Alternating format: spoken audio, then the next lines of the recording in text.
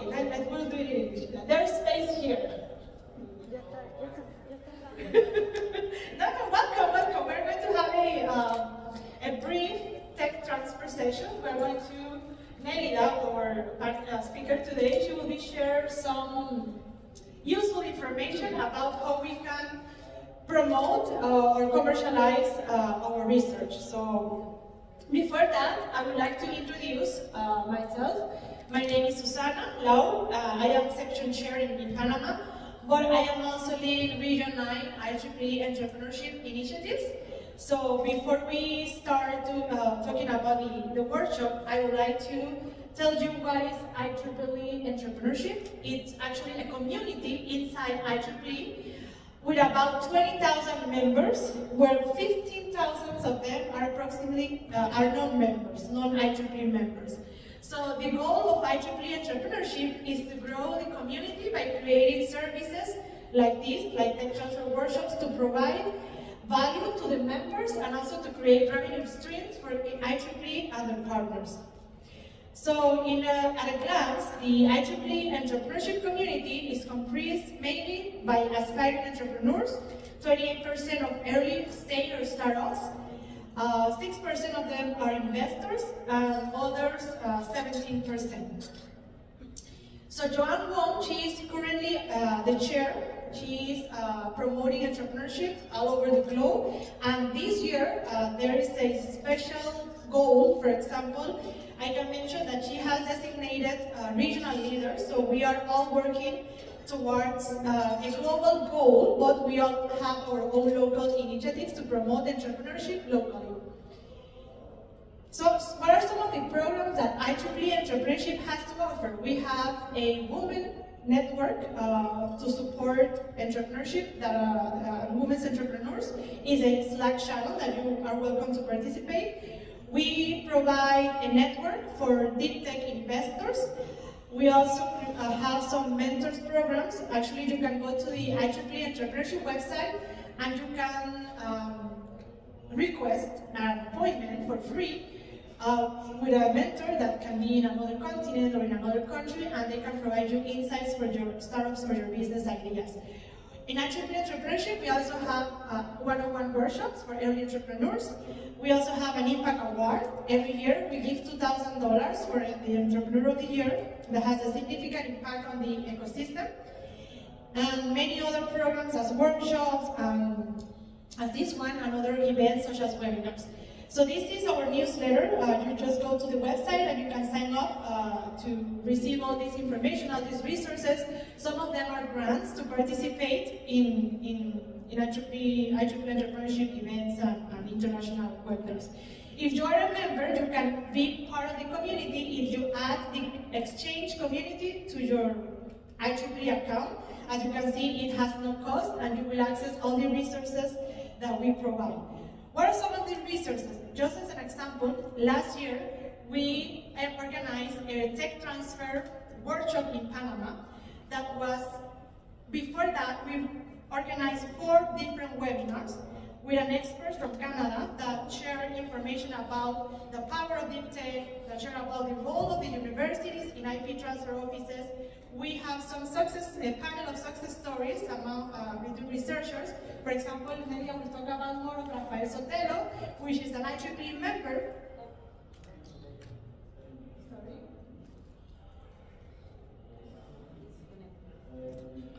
Okay, who is an IEEE member and is also an entrepreneur.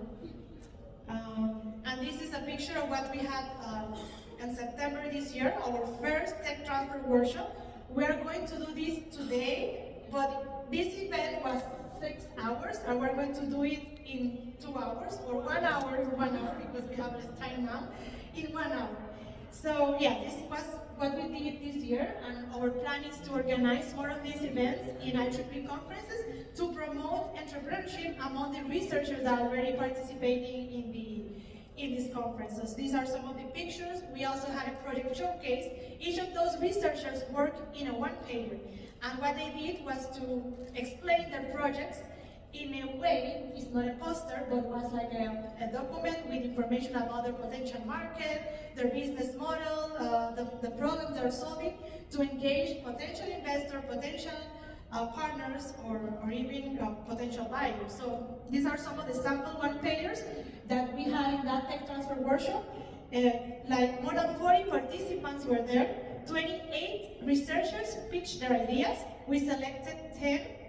From there, we selected 3 winners that actually were working in connecting them to potential investors. So they are, for example, I don't know if you know Rolando Gittens from Panama.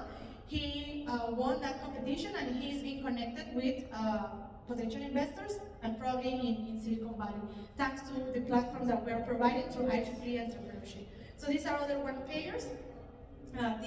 These are some of the social media channels that you can follow to receive more information. And the idea, as I mentioned before, is to consolidate the session today. We know that you are not going to create a one-pager here, but the idea is to ignite that motivation that you can have to think the possibilities of commercializing your research. So I will welcome Melida Gomez, that will be presenting our workshop today. She is part of the board member of the Panama section and also an advisor for startups.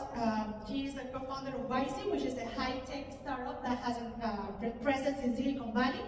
And something very important I like to share about Melida is that she has raised more than $3 million in venture capital for the startups that she works on. So the idea or the objective today is for you to know all the possibilities. You can prepare your one-pager and look more opportunities for your research. So Melida, thank you very much.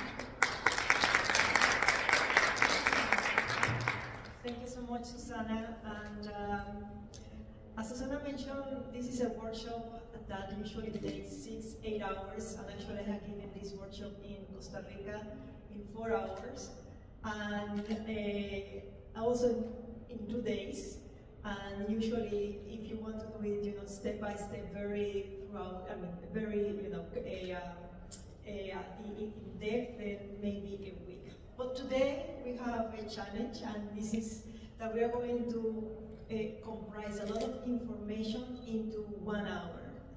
And because of this, we set a goal today for you, not for us, but for you.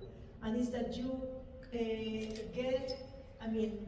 finish this workshop, this blitz or flash workshop, with something in your hands or something that you can later develop for you or for your venture or your business idea. So today, what we are going to do at the end, almost at the end, each of you is going to produce a one-pager, and we will check in a moment what a one-pager is. But it's basically something that startups use to showcase their venture or their area. So today we are going to talk about what is knowledge exchange, and what is this commercialization process. What means to transform knowledge? What means to exchange knowledge within the academic and scientific world? And we're going to see some of the success stories, and then we're going to go hands-on on what we are here for, you are here for. So I would like to start saying something that why we are here, what for we are here. I don't know if you're aware, but scientists and engineers of the world are less than 1% of the total population of the world. That means that new knowledge is being produced by 0.11% of the population. And we, engineers here sitting in this room, most of us, are 0.35%. And we are in charge, or we are in our hands to design, to make new structures, and to build the physical world, structural world as we know it today. So, you know, if this is new knowledge, if this is something that is being produced, you know, what are we going to do, or what are we doing with it?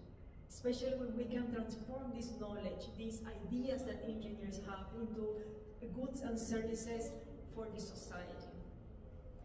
And so with this in mind, you people here and your colleagues, you know, for me, especially as a scientist, you know, some of you may know that I worked for more than 20 years in the Smithsonian Tropical Research Institute. And then suddenly some people ask me why I quit. I quit because of this. I quit because I asked myself a crucial question in my life, and was, with this knowledge that is being generated, what I can do to transform it, what I can do to bring this knowledge to society, to the communities. And that is why I am here. So before going into our business, I think that it's important for us to understand how this knowledge transformation takes place. And I want you to go to see, we have a pointer now? No. Okay. I want you to see, this is too bad. Yes, yeah. Thank you.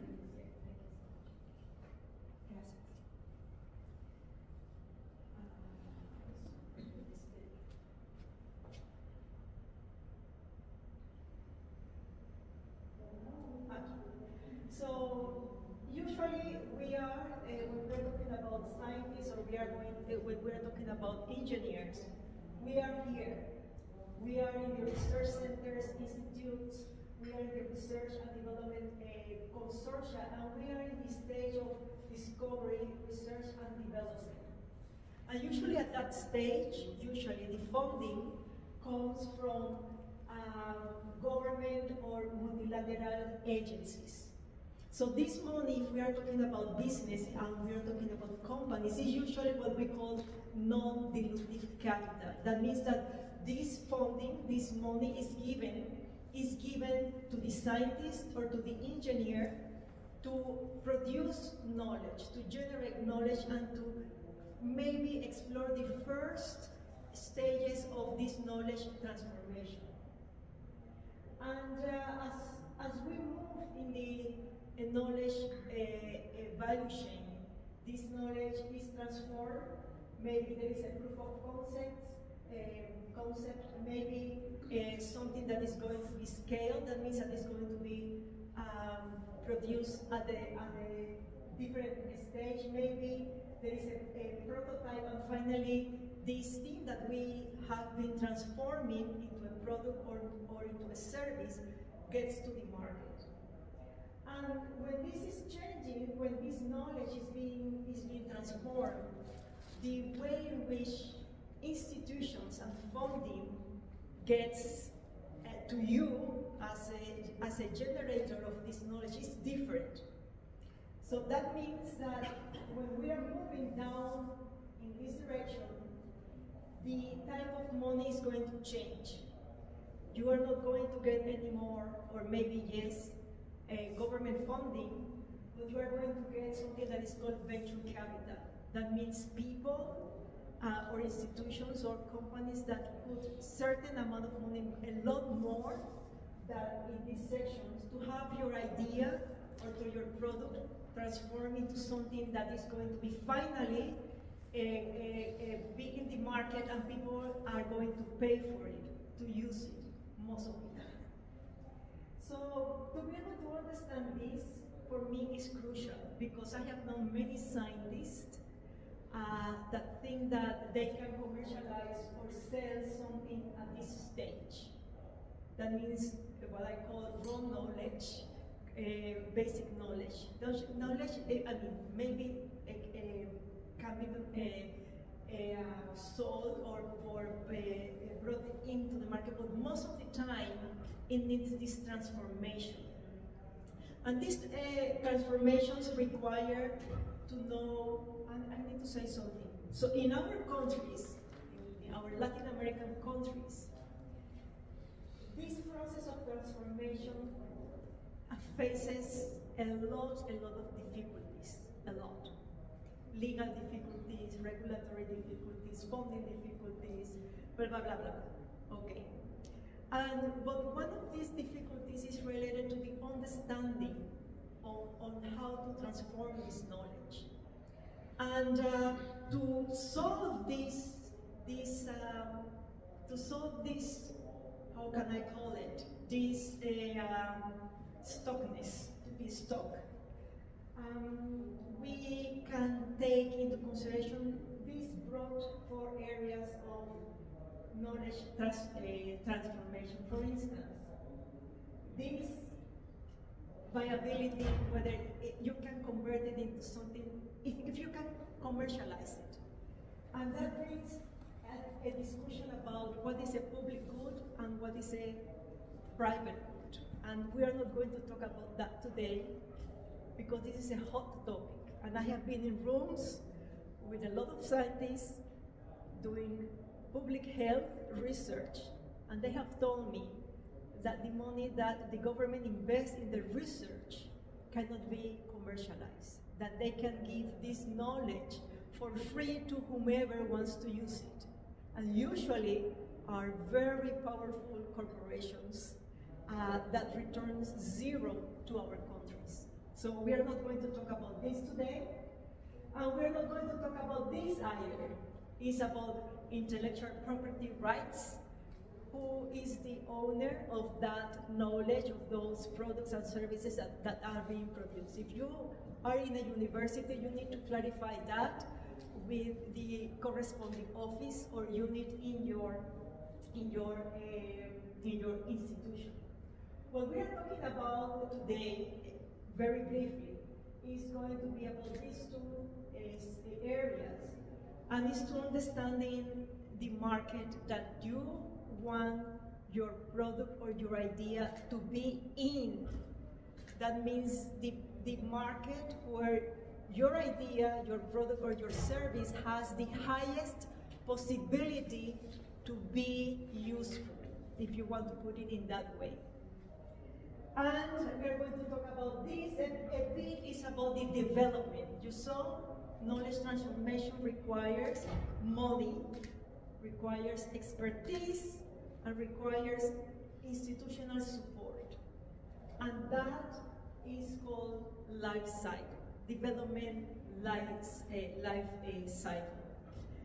So in this, why we do this? Why we take, all this, the task of understanding this? Because of this. When you produce knowledge, when you generate knowledge, the risk is very, very high, very high. So the investment that you can get to develop your idea is going to be little, or is going to be non-dilutive. As you move in the transformation of knowledge, the risk diminishes and the value of your idea, of your product increases. And then you are more prone to get higher funding. And this is, for me, coming from the scientific space and having talked to many, many scientists in different parts of the world, this is very key to understand why we are doing this, why we are generating business from our research. Like these 2 examples. The first one is a research that was born in the Javeriana University, Universidad Pontificia Javeriana in Colombia. And it was the Dream Bio was founded by Professor Susana Fiorentino. She's an immunologist and oncologist. And she, after so many years of research, 29 and close, she decided to, and her colleagues decided to found a business in 2019 in chemistry of natural products. That is actually my field of research, or it was when I was at the Smithsonian. And the other example is by Rafael Sotelo. He's from Uruguay, and his company is called Quantum South, established also in 2019. And his company is serving major airlines in the world, and you can Google it when you have a time. And those are examples of, you know, how the transformation of knowledge generated in academic institutions can take a final route to serve society. To serve society and generate profits for the company, social wellness, and economic wellness for the people around that company, and for the university too. So, now, you know, when we're talking about this, there are many questions that we need to take into consideration. As I mentioned, who owns your idea, and who protects your idea, or how you are going to protect it, is away from this, you know, from this workshop. But if we were to have this longer workshop, of course we will go into that discussions, and we will look at the regulations of your university. But in this case, you know, I leave that task to you when you have a time to check the regulations of the institution you are in. What is important is these questions about what your idea or your project or your product solves. What is the problem that your idea wants to solve? Passionately, deeply, enthusiastically wants to solve, and how is going to do it. And of course you can answer that question, but then the next question will be, who is going to be willing to pay for that solution? And that is key, because usually the user is not the one that is going to pay for it. Sometimes it is, sometimes it's not. So understanding this, you know, section about the market is essential. And this question about who else is solving it, because to tell you the truth, you know, sometimes we think that we have a great idea that is solving something, and we think that nobody else have thought about this idea and have thought about solving that problem that we want to solve. But listen, there are 8 billion people in the world, and I don't know how many are adults, but I am sure that more than 50%. And whatever your idea you have thought, somebody else have you know, thought something similar. And that is how you come to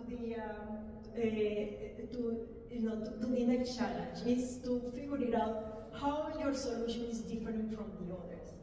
And of course we can go through these each one by one, which is basically what I told you before. You know, who is going to pay, how much is going to cost, and when and how you are going to take it into the market. Are you going to take it as a prototype? Are you going to take it like a minimum viable product? Are you going to, all these things, you know? And of course you need to ask the question, how scalable is? You know, I have it, and I can use it for 10 people. But is this solution going to be good for 1 million people, for 10 million people, for 100 million people? So those are business questions. I know that maybe you are not familiar with these type of questions, but those are the questions that are key for you to take the decision as a scientist, as an engineer, to commercialize your idea or your product or your service. So what is this one-pager? This one-pager is a summary of all these questions and all the research that you have done about the market, about your competitors, and about your finances and your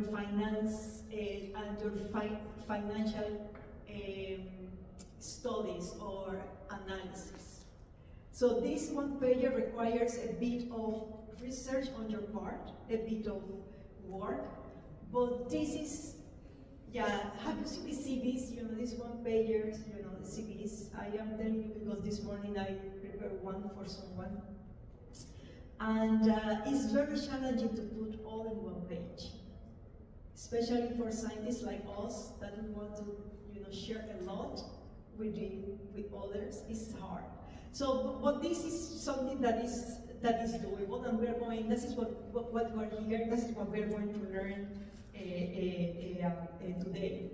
So it's basically a summary of your idea, and I know that you guys, all of you here, have an idea, or maybe something more than an idea. Maybe you have a product, and that you're going to tell or share with us at some point soon what this idea or a product is.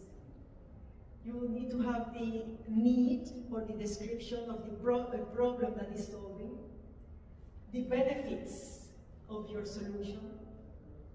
And we have talked about this before, you know, maybe somebody else is doing something similar, but then you have to come up with why your idea or your product is different from the others.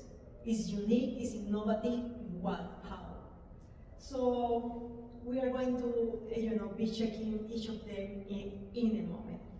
So far, any questions about the knowledge value chain, about the transformation of knowledge, about the 4 dimensions where we are moving, or we should move when, you know, when we have the switch from thinking as academics to thinking about business people. Any questions? No? Okay. Good. And you can ask any time.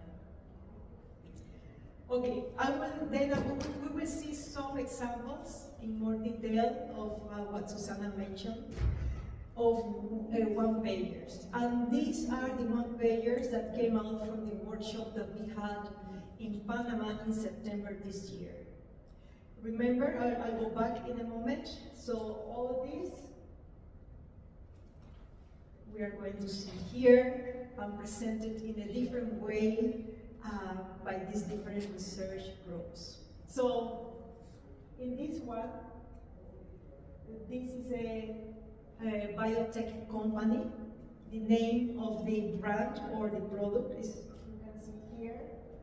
You have the team who is in this team who is making these research results coming into something different, because you can have the, you know, what is more effective than the other, but then you have to have the way to move forward. You have the advantages here, the problem that is solved, the benefits, and then you have something very visual about what is solving. And even if you cannot see this, you cannot read this, you know by looking this without and with what is about, right? So you don't have to read too many details. This is what they need to continue with their transformation. They are this group is very advanced in these steps toward a transformation of knowledge. So they are asking for money to buy certain equipment to optimize the process. And then here you have the contact information, and here they added why if you are a agro business, or if you are a agro tech, why, you know, you should choose as a corporation their product over many others. So that is a very simple one-pager. Questions? The second one is here. As you see, there are no pictures here. Still, the structure is quite clean. You can read the different sections of this one-pager. You have the name of the invention. This is an invention. This is not a product. This is an invention. And then the contact information. No, this is the contact information. Yes. So what is the problem? this invention is addressing and the market. This is a market that is geography. It doesn't have the size, what is missing here, but it has the geography. And of course, the solution, the benefits, they have a proof of concept. They have taken that invention and made it into a product, and they describe it here. And this is the business model. That means how they are going to commercialize it, how they are going to make money. And then finally, who is in this team? And here I want to point out about the team. You know, teams are quite important. And my experience is that usually scientists and engineers love to have people like them. That means that you will join or have other engineers joining your team, and then you will talk engineering talk. Or you have biologists and bring it together, and then you will talk biology talk. So, and that makes your business model or your company or your team, I want to say, I'm sorry if I say that, boring. So that means that the more diverse is your team, the better. That means that if you're an engineer, you want to get together with a marketing person, or maybe with a salesperson, or maybe with a designer, or maybe with somebody who can bring new things to your idea or your project. This is another two one-pager. I need to say that these 4 one-pagers were outstanding among the people who pitched during the workshop. I want to call the attention to this one. I thought the same thing as you were thinking about this one-pager. It looks like a poster, right? The one that you hang in congresses, right? But if you look closer, what is written there is exactly what we are looking for.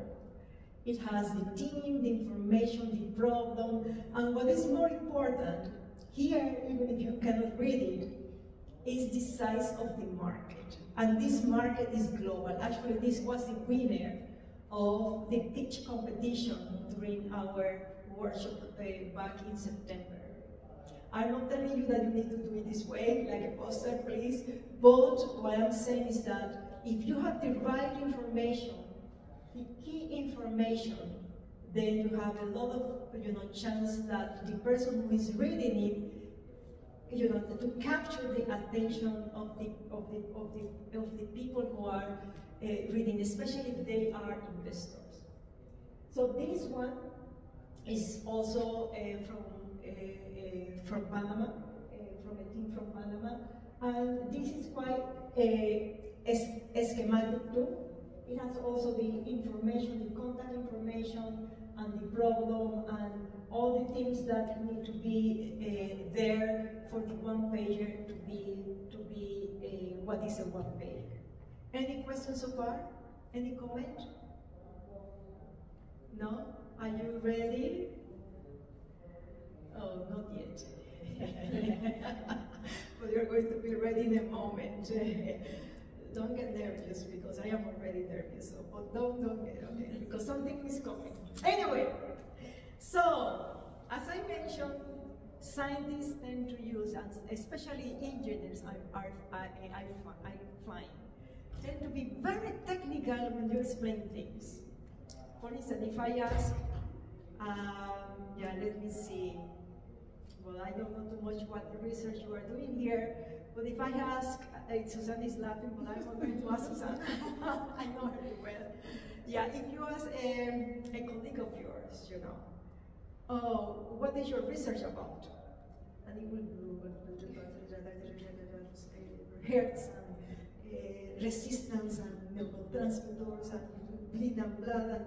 And then if you're like me, coming from a non-engineering field, then you will open your eyes in this way, and they will say, yes, of course, I understand. So we tend to use technical jargon. And one of the things that we need to learn, and this is very important, especially when you are going to give a pitch, and you know that in the audience are people that are non-engineers, to be able to say it in a very simple way. And I always tell the story of YC. When we started with a game, with a augmented reality game, and you know the players went to the streets. And I remember that Mina and Ricardo went once to the TV, and they started talking about geolocation and this and that, and then someone, you know, called us and said, "Hey, next time, instead of geolocation, just say map, right? Just say map and use, instead of saying this, you know, just use a very simple way so people can understand."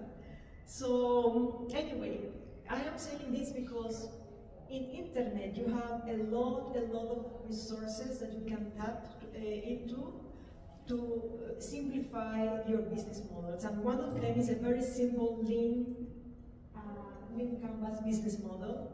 Is a template. You can download it and you can start practicing. You will be surprised. And then the other ones that we're going to see in a moment are the 7 points for the value proposition. A value proposition, when you are giving your pitch, is you know, a 7-line sentence that you tell someone about your idea, the problem, the solution, the benefits, and so on, so on, so on, until and you can do it in 30 seconds, or less than, or less than it. So we're going to see in a moment that. And then if you want to inquire about the market and your competition, you can always use a lot of resources for free. And I am telling you, it's for free. I used to do the competitive intelligence in YC, in my company. And I found so many free resources in the internet to analyze the market, the value proposition of our competitors, and a bunch of different things. So please do it. And of course, if you want to patent or to protect your idea or your product, Google patent search is awesome. It's awesome. Or you can use the World Intellectual Property Organization database. So there are many different ways. So what I wanted to do is this, and that is, let me check what is next. Okay, yeah, okay. So those are the 7 points of the value proposition, and this is something that you do in a long sentence from 1 to 7, and we're going to do it to see it in detail in a moment. About the free searches, here you have a lot of different, and actually those who sign your name and your email, you are going to get resources to find, you know, with the link, the name, different databases in the internet. As I mentioned, these are for free and you can access anywhere. Okay, then hands-on. Now we are going to work. And I would like to have volunteers for this. We're going to work in one-pagers, and that is something that you, if you would like to do it, we can do it right in this moment. But this is something that we would like a lot if you take it home. Those who are not going to participate as volunteers today. So, who would like to give or share their ideas or products so that we can hear hands-on? Usually this is done in groups, you know. You get together with your people and then you work on this. But today we are going to do it.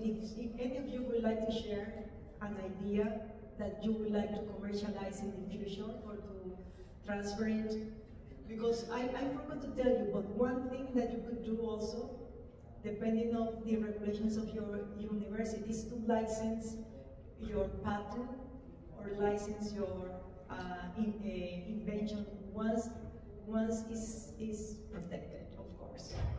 So who would like to share an idea or a product that you would like to commercialize so we can do it right here on the spot, at least the value proposition is here.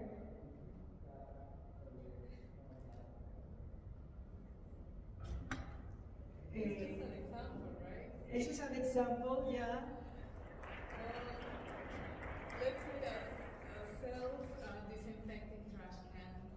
What is a trash can? Let's say it's like a trash can that you can have in the kitchen, but you can like turn it on to produce some reactive. It's a trash can that you can turn on to produce some reactive oxygen species with cold plasma, like for example ozone. So that will kill some bacteria and that will allow you to have, let's say, the trash can with organic waste without producing bad odors or like flies, things like that. Okay. So you don't have to throw your trash bags so often. Okay. Okay. No, it's okay. It's okay. Let's take that one. Yeah. Okay. If we need to describe the problem first, what will be the problem? Because she described the solution. What will be the problem? And we can do it here as a group. What will be the problem? I will tell you. Sorry? Bad odors. In the kitchen. Bad odors in the kitchen. Okay. I will say the following. ¿Alguien más tiene, yeah, somebody else would like to describe an idea of how to describe the problem? Yeah, many people don't have kitchen, right? They don't have that problem. They don't have the problem. They don't have the problem. They don't have flies and they don't have worms and things crawling from the trash can, no? So the problem would be... But it could be also like in the toilet, right? Like the toilet, yeah. Because Okay. some Okay, okay, in the toilet. Okay, then which one will be the problem? The problem will be related to what? Health. Pardon? Health. Health, okay, okay. Health because of what? Because of the bugs or I can't hear you. because of the bacteria. The bacteria, okay. So, if we can rephrase the problem is related to bacteria, to odors, to microorganisms, related to trash, and related to toilet. Okay, so a problem would be like this. I thought you were going to do the job, not me. Our solution, and we're going to explain what the solution is, if you go to the first one, for the market, is for households who are confronting the problem of organic waste or something like that, or decaying organic waste in their kitchen. For those people, for those customers, but because when you say kitchen, immediately each of you thought about people buying that product, right? You didn't think about a company buying that. Yes, I don't know if you, so the customers here will be people. So for those families, or for those customers, or for those households who confront the problem of having decaying organic waste in their property. Dime. I don't think it's only one people. It could be like a small community. It can be a small community. Yeah. For example, let's say a building, like living in an apartment. Okay. We have in the park lots, we have trash cans, and not only when people deposit the trash there, because just a bunch of people. And each time you open, for example, the lid of the container, it smells really bad. And Okay. it's something that no one in specific is in charge of cleaning, but community or maybe the manager, and they don't do it. And that attracts critters and small animals and all sorts of stuff. Okay, and that means that the problem is widespread and is now the problem is still related to decaying organic waste, right? Yeah. Or not? It's still, yeah. That pose a threat to health because of the flies and the microorganisms that are whatever lethal to, you know, to respiratory system. We agree with that, right? Okay, that's the problem. And I'm saying this because sometimes we are very fast about thinking about the solution. And usually when we are asked to describe the problem, what we tend to do is to describe the solution. And you remember when I say deeply, enthusiastically, be with the problem, because if you are with the problem, your mind flies and gets many different solutions. So then the problem is about decaying organic waste that pose a threat to health because of flies and because of whatever. Okay, and who is going to buy this? This is going to buy now even if we are talking about buildings and communities, still people. Yeah, still people. Yeah, so for those, if we want just to take, you know, people, for those who are facing the problem of decaying organic waste that pose a threat on health, our intelligent IoT trash with laser beam and whatever it has in it, whatever, I don't know. Within the, sorry, forget about the IoT, because this is the fourth, which is part of the smart city solutions based on IoT that provides instant killing of whatever, or isolates the decaying waste so that produce a vacuum that eliminates whatever CO2 or oxygen, blah, blah, blah, blah, blah, blah, but of course, you know, very simple. Unlike our competitors, whose solutions still make flies to fly, or whatever, our product really isolates the waste so that it's totally unharmed or uncontaminated, despite being 20 weeks outside in the air, or something like that. Yeah? So usually the value proposition goes like that. Question? Somebody would like to propose another value proposition for the same problem. This product kill the fly or only get out the fly? You tell me. Because you are proposing something based on the results of your research. No, the product would eliminate any type of odors. The product will kill the bacteria and eliminate the odors of decomposing waste. So flies will not be attracted, so the flies will not lie on the garbage. So, but mainly it will kill the bacteria. So it's also better for the environment because you don't need to throw away your garbage so often. So it will save you money because you don't money and time, because you don't have to throw your trash bag like every 2 cook days. Like for large families, they cook all the time. So, and they are putting this organic waste, the food, the leftovers also.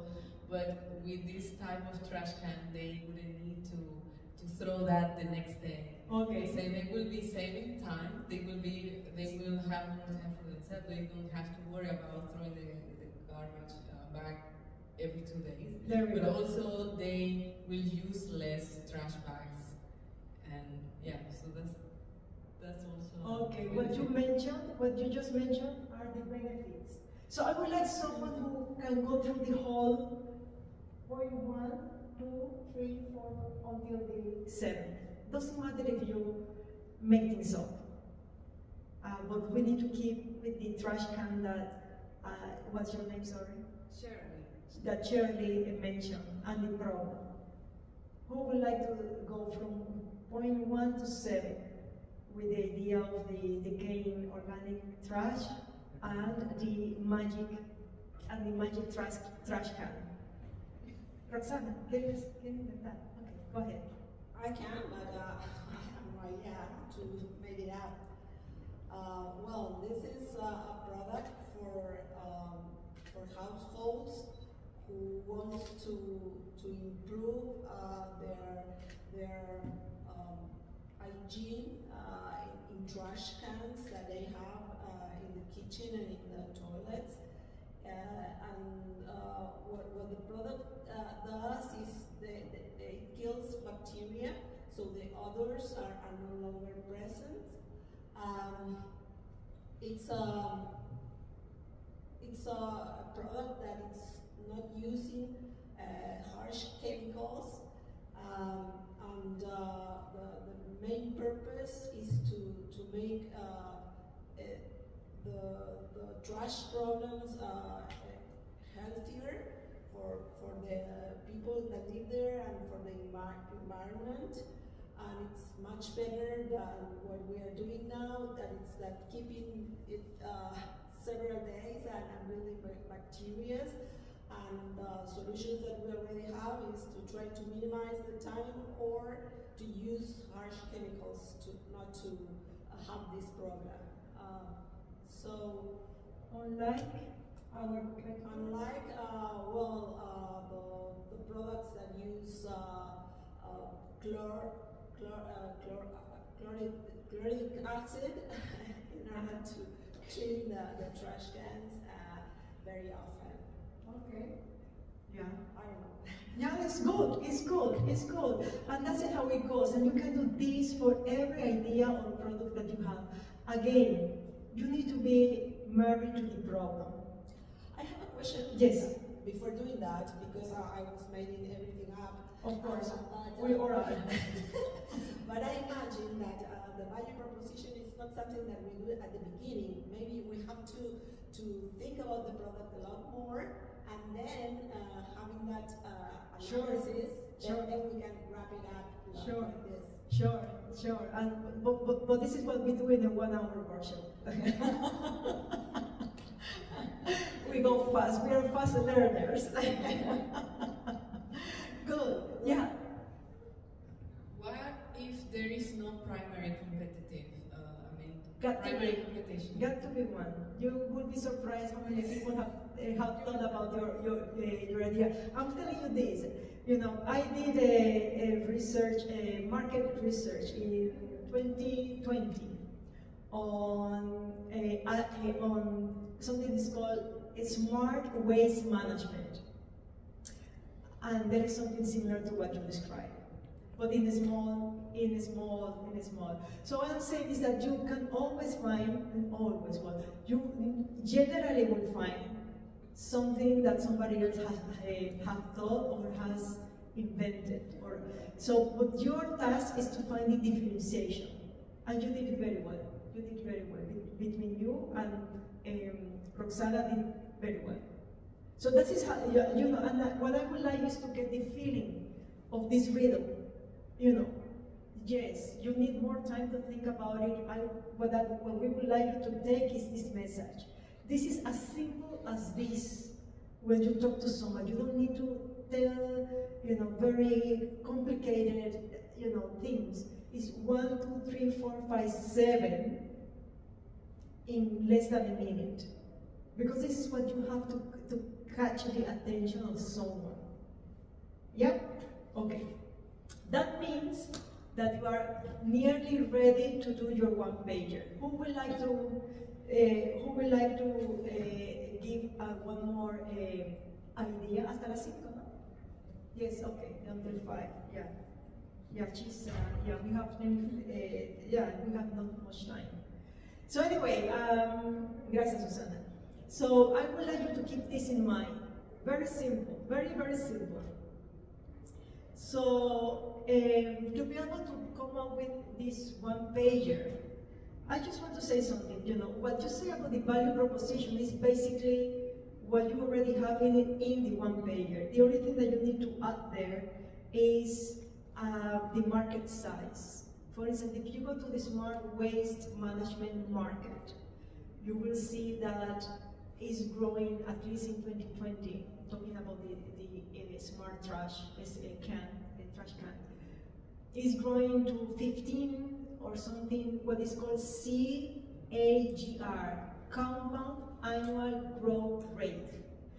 And when you have a market that is over 10% growth rate per year, you have a market that is dynamic. If it's over 15, you have a market that is growing rapidly. If it's over 20%, it's a market that is amazingly growing. And usually when we talk about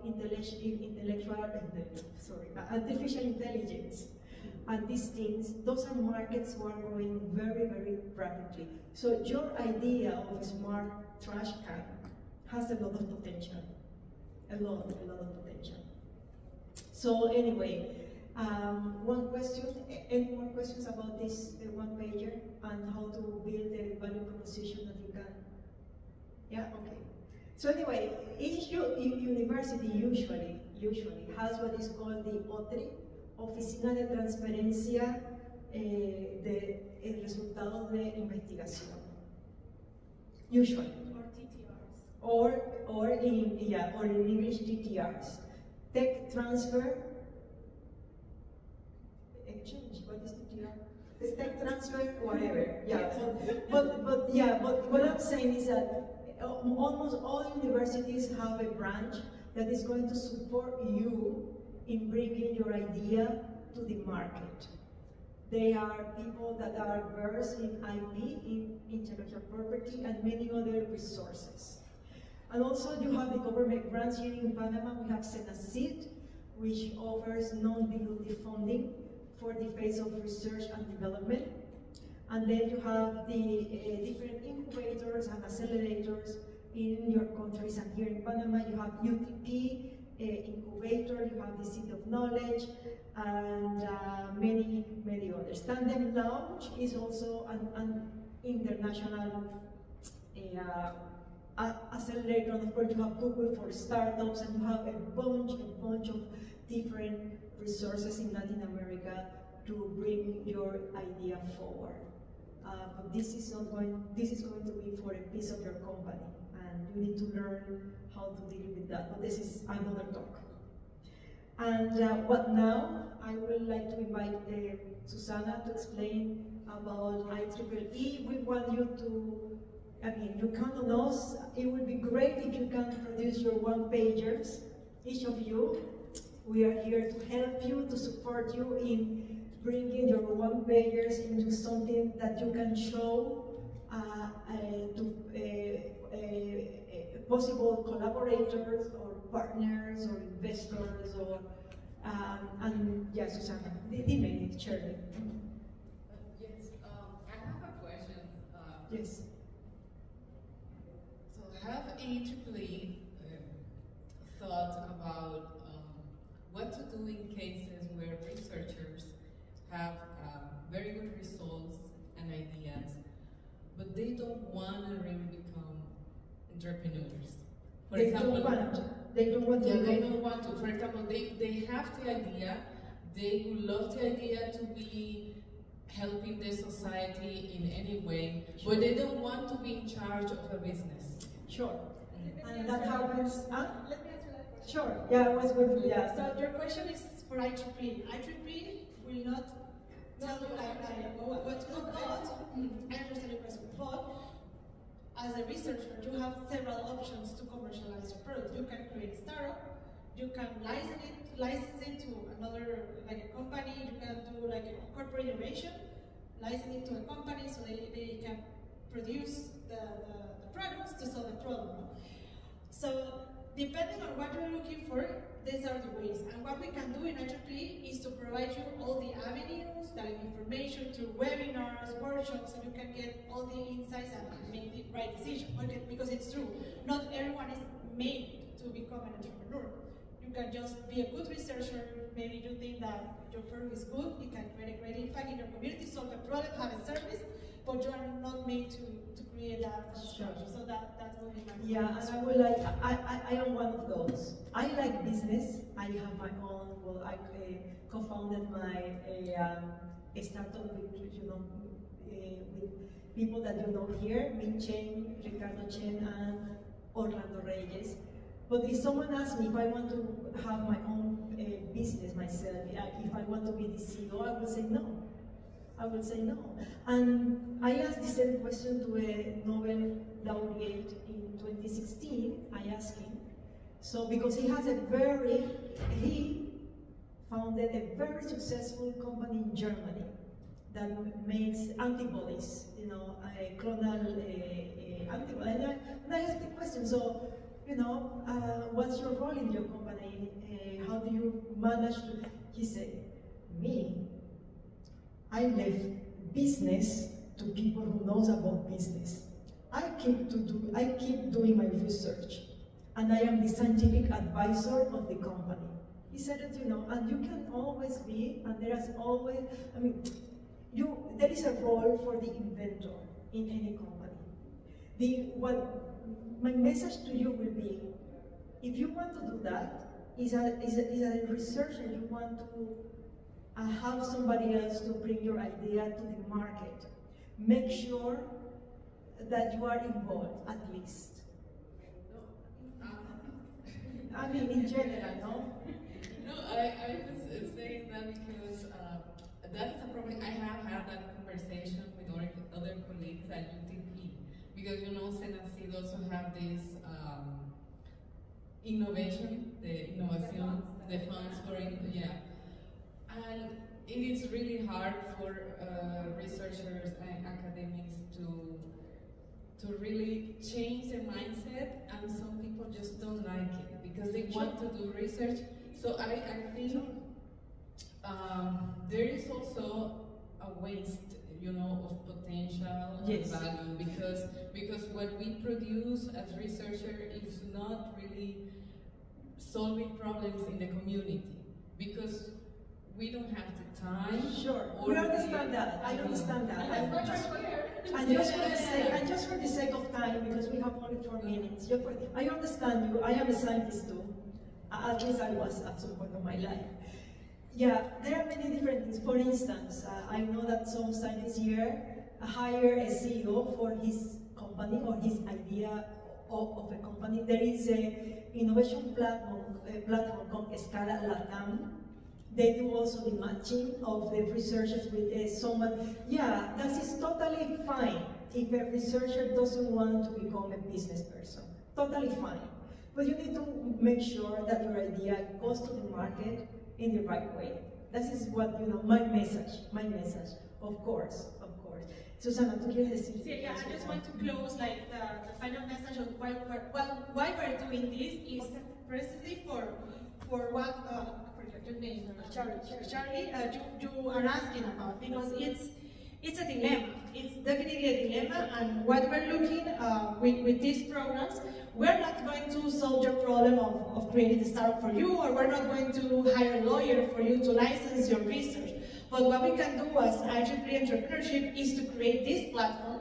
That's why I'm asking you, if you have a research or your colleagues have a research, please send it to my email. We have a team that will be reviewing it and giving feedback so we can have it as curated as possible. We're going to upload them on the website. to give them visibility.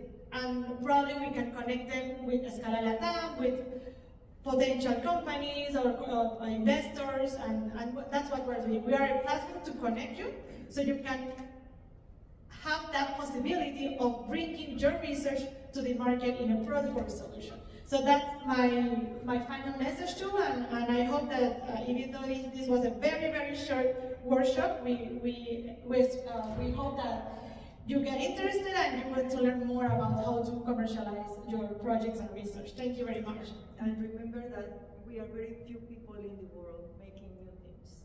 0.11% in the world. So yeah, thank you.